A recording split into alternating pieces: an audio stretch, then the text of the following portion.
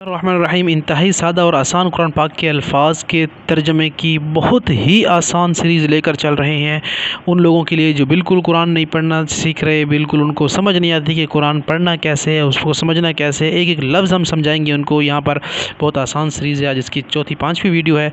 कोशिश करें इन सीरीज़ को फॉलो करें और कुरान समझ पाएंगे कि आप हमें कहता क्या है। अब कुछ अल्फाज किसी चीज़ या बात का इनकार करने के लिए इस्तेमाल किए जाते हैं या आते हैं, उन हरूफ को नफ़ी हरूफ कहते हैं। अब कैसे?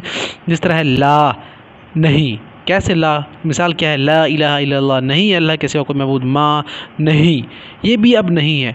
या अय्युहल्लज़ीना आमनू लिमा तक़ूलूना मा ला तफ़अलून, कुरान में आया कि मा ला तफ़अलून, तुम जो करते हो वो कहते क्यों नहीं हो, या तुम जो कहते हो वो करते क्यों नहीं हो। कुरान पाक में ये मा इस्तेमाल हुआ है ला, नहीं के तौर पर। अब है लम, मा लम तफ़अलू, क्यों नहीं करते तुम, ये भी इस्तेमाल हुआ है, इसका मतलब है नहीं। लन, हरगिज़ नहीं।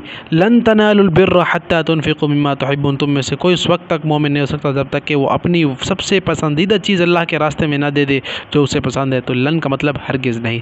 गैरु, नहीं। गैरु उलिज़ ज़ररी, ये भी इस्तेमाल हुआ है कुरान में, इसका मतलब है नहीं है। लैसा, नहीं है। लैसल बिर्र अन तुवल्लू वुजूहकुम, अब ये लैसत, ये मुअन्नस के लिए इस्तेमाल होता है, ये अरबी में इस्तेमाल होता है। मेरे ख्याल से कुरान पाक में नहीं है, लेकिन ये अरबी ग्रामर या अहादीस में इसका लफ्ज़ कसरत से मुअन्नस के लिए इस्तेमाल होता है।